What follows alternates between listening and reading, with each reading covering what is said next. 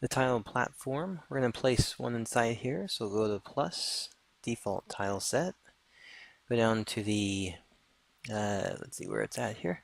We're going to go down to our platform. The platform we're going to use is platform default. And what you should notice is there'll be some idle states, move states, and then there's a trigger, end, and start. Each one, though, is basically identifying a state for the platform to move. So there's either you're on it, if you trigger it, then it's going to go into a moving state down or up to wherever it's supposed to be going. You also have a reset state so that once it gets done with whatever it's doing, you can actually reset it so that it goes back to the other. It'll call an animation for it. Alright, so we're going to go through these and set them up. Let's go ahead and click on the select folder. And if you click on the platform, and then let's scroll down to the tile type platform.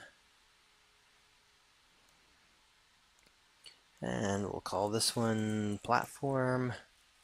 And the description for this one will just say we'll say moving platform. Alright. General settings, we'll say it receives light and it's visible in game. Let's go ahead and move this one, let's move it up one, so we'll say it's going to be in front of the player object or other objects. That way if the player falls, they'll fall behind it. Alright, let's go down to thumbnail, go down to our thumbnail option selected. And collider we're keeping on, you don't need to worry about holding this object. Alright, when it comes to the offset repeat, it's a pretty full square, so we don't have to worry about that part. And the tile animations, these won't be used inside of a platform. The tile audio not going to be used. When we go to the very bottom, we'll see the specific options for the platform. The trigger setting, we'll go ahead and say enable on this. And if you go down to the trigger position rotation scale, so by default we're saying that if we just enter the trigger by player, we'll go ahead and say show an editor for this one. We're going to make the top scale, we'll say 8, so that the player will be for sure to actually click on, touch it right there. The other side of it, we could move the left and right a little closer if you want to wait for the player to actually be on it versus just like entering it. But we'll go ahead and say this is the basic setup for it.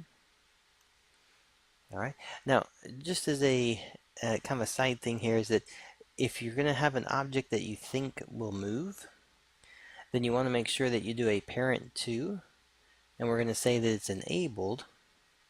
Remember, this is for the connecting object, so like if it was a player that was supposed to connect, you would use this one. But for any object that's moving in the scene and you want the character or the objects to stay connected, you say enabled. We'll do this one and do a scale on the top, and just say take the scale up to about 7 or 8. Alright. And if we keep going down here, we'll go down to the bottom. We'll get into our platform settings. So we have the enable on start, enable on enter. We're going to choose enable on enter.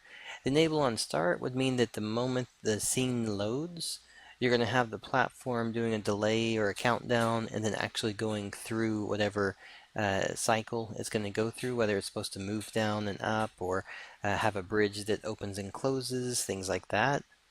Alright, so the collider on at start, yes. Collider on an end, we could say actually the floor falls out from under the player, so we get to keep it off right there. Alright, the delay time at start, you could use this one if you were using the enable on start, you could have that used for it. Alright, so we have the platform setting. The flash means that once you're on it and then it's going to go from the it's been triggered state to it's about to change the behavior. It can actually do a flash for you to let you know something's coming. You don't have to have the animation part. You can actually just use the you don't have to have the in-game color flashing system. You can use just the animation only. We'll say it's going to enable though. We'll say flash time is a second. We'll have it flash twice. The increment time is going to be 1 every 10th of a second, and the number of flashes will be 10. So it's going to flash 10 times letting you know, and then it's going to disappear. It's going to be disable platform after flashing. the color that we'll have as it flashes. Let's actually change this to, we'll say it's going to start doing a, let's see, we'll start with white, and then we'll make it feel like it's actually getting a little bit more dangerous by taking this to opaque red. And go about there with it. Okay. Once we have the flashing color done on it, we can go down to our platform, and it's going to be the move back to start. So if you have it where it's going to go down and come back up, you can say enable mover back to start. Now we don't, because if you remember, on our flashing we're leaving the disable platform after flashing, so we're actually saying it's going to be disabled and just be done with. If you were going to do it though where you wanted to move them, be sure to uncheck that option, and then you can enable this to move back. Or you can also just say it's going to restart with the reset option here, and you can actually just reset it so that it goes back to the start and has the same process. Alright, the platform mover target, this is just saying where do you want it to go to. So I'm going to say mover target on the Y right here. We'll just go to a negative, let's say we go to about negative 20, actually maybe a negative 30. We'll have it go 3 tiles below. Alright, and then the animations that we currently have for it, we're going to go ahead and fill these in. So we have the idle at start loop, and then trigger start there, move to end, idle at end, trigger end, and move to start, disable. Alright, and the last one is reset. Okay, there we go. So now we have all those in. If you have audio, you can drop the audio in for each state as well.